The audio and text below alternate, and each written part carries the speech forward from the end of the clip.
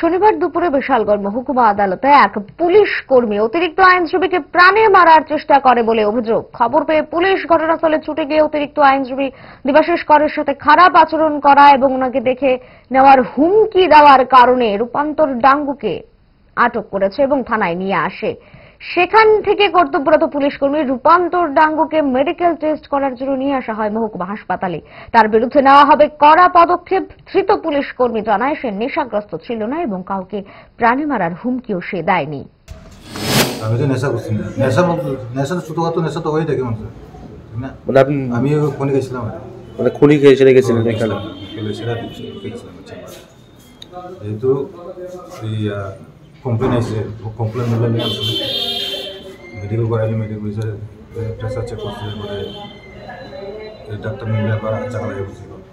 স্টেশনে এখন আপাতত আছে, আমরা ওসি আন্দার আছে। আপনার নাম কি? রূপান্তর ডাঙ্গু। কোন জায়গাতে পোস্টিং আপনার? পোস্টিং এসপি আর এসপি সিপাহীজলা এসপি অফিসে।